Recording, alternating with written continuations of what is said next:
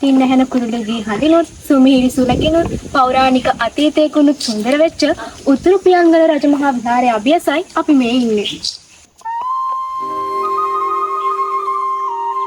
කුරුළුපෙත්තාගල රජමහා විහාරයට ඒ නම ලැබෙන්නේ නැත්තේ කොහොමද?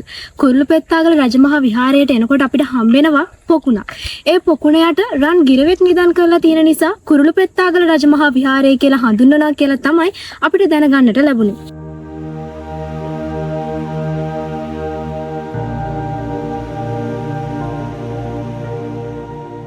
මේ කුරුළුපෙත්තාගල රජමහා විහාරය උතුරු පැත්තේ පියන්පතක් විදිහට පිහිටලා තියෙන නිසා උතුරු පියංගල රජමහා විහාරය කියලා හඳුන්වනවා.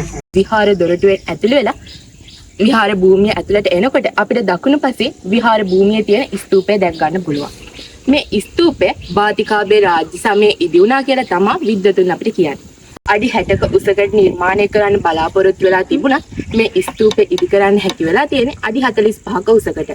ඒ වගේම අනුරාධපුර සමයේ මේ ස්තූපයේ වගේම තවත් ස්තූප 7ක් මේ විහාරස්ථානයේ ඉදි වෙලා තියෙනවා කියලා කියනවා. ඒ ස්තූප 7 කිහිපයක්ම මහවැලි ඉඩම් දුන් සමයේ විනාශයට පත් වෙලා ගියා කියලා තමයි අපිත් එක විහාරාධිපති හිමියෝ කිව්වේ.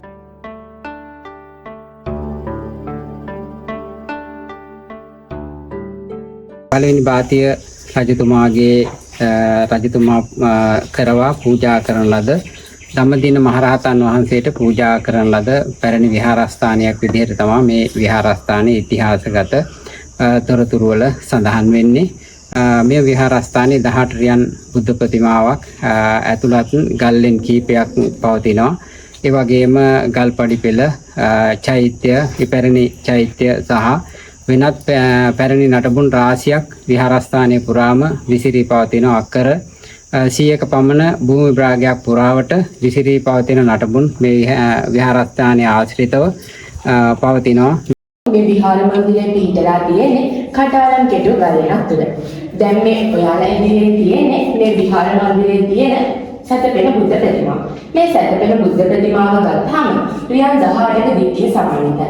ඒ වගේම සූවිසි විවරණ වලින් හිඳි සහ හිටි පිළිම වලින් නිරූපණය වෙලා තියෙනවා මෙතන. විහාරස්ථානයේ සතපෙළ බුද්ධ ප්‍රතිමාව වගේම තවත් නවකයක්. ඒ තමයි මේ ඔබ ඉදිරියේ තියෙන විෂ්ණු දේව ප්‍රතිමාව. මේ විෂ්ණු දේව ප්‍රතිමාව ගත්තාම මේ විහාර මන්දිරයට පසු කාලීනව එක්ුණා කියලා තමයි විද්වත් මතය වෙන්නේ. මොකද කිව්වොත් පසු කාලීනව තමයි මෙරටට හින්දු ආభాෂය ලැබෙන්නේ. ඒ හින්දු ආభాෂය නිසාම මේ විහාර මන්දිරය තුළට මේ විෂ්ණු දේව ප්‍රතිමාව එකතු වුණා කියලා බොහෝ විද්වතුන් පවසනවා.